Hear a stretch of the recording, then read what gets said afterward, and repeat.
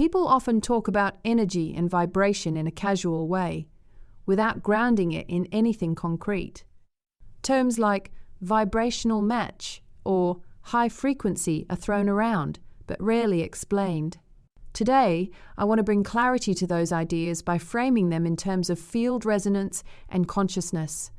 You are a transmitter, constantly, even when you're not aware of it.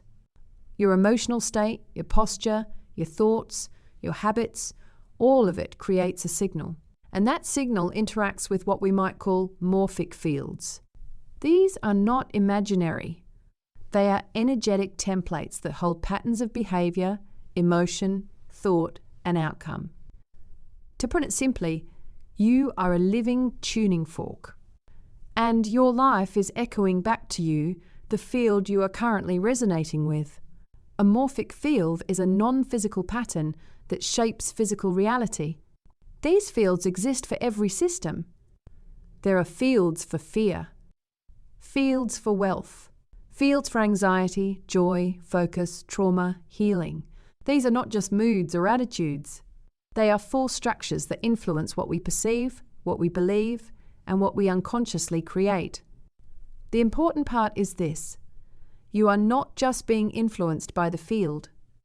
You are reinforcing it. Every thought you repeat, every emotion you feed, every environment you stay in, every behavior you perform strengthens your alignment with a specific field. You may want change, but if your frequency is the same, the results will not shift. Desire without retuning is just a louder signal of the same pattern. Let's go deeper. When people talk about being a vibrational match, what they're really referring to is resonance. Resonance is what happens when two systems begin to oscillate in harmony. If your emotional state, your beliefs, your posture, your intention, and your energy are aligned, you become a match for a different field. Coherence is the word for this alignment. When your internal signals agree with each other, you become energetically stable. Your thoughts are not contradicting your emotions. Your behavior is not cancelling out your intention. Your nervous system is not stuck in conflict. That internal coherence strengthens your ability to shift the field you are in and link into a new one. Now, here's where it gets precise. Most people live in fields of contradiction. They say they want wealth, but carry guilt about money. They say they want love, but hold deep beliefs that they are unsafe when close to others. They want freedom, but organize their lives around fear. In those cases, the field does not respond to what you want. It responds to what you are stabilizing through repetition. And what you stabilize is mostly unconscious.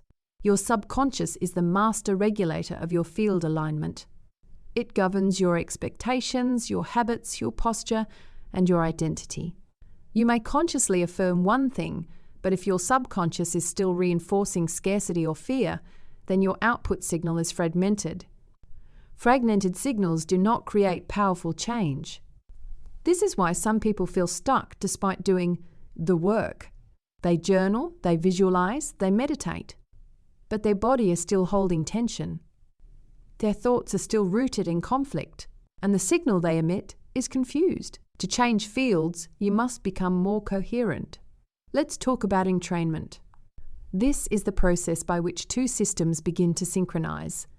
It happens in physics, in biology, in sound, and it happens energetically.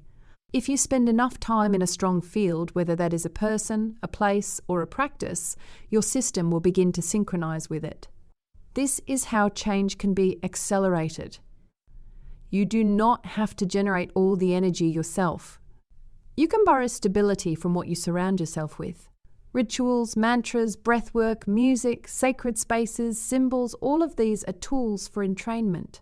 They create predictable rhythm and clear structure, which allows your internal system to begin tuning itself toward a new frequency.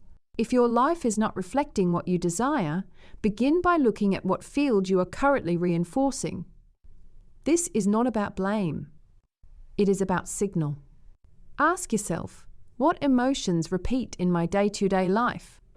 What physical sensations dominate my experience? What beliefs do I operate from? even when I say something different out loud? What kind of people or environments am I surrounded by? These questions help you identify your current resonance. You cannot override a field with temporary effort. You must install a new signal. That means becoming consistent, rhythmic, and intentional about how you think, how you feel, how you act, and how you hold your body. Every act becomes a tuning gesture. And over time, the field begins to respond. This is not abstract. You can observe it. When you begin stabilizing a new frequency, even subtly people respond differently. New conversations emerge. Different thoughts show up. Synchronicities increase. Not because you manipulated reality, but because you began to vibrate in harmony with a different part of it. You moved to a different section of the pattern. It takes time. It takes focus. It takes letting go of the parts of you that are addicted to struggle, to self-judgment, to conflict. These parts are not evil. They are field fragments. They come from old patterns that were reinforced too long. You are allowed to stop participating in them. If you want to shift your reality, you do not need to force a breakthrough. You need to tune. Slowly, deliberately, with awareness. This is not a performance. It is a signal correction. And once you begin, the world does not instantly change, but it does begin to echo differently. The feedback loop shifts, and the new field begins to find you. You are a tuning fork. You are the origin of the sound. Make it clear. Make it steady, and let the resonance carry you forward.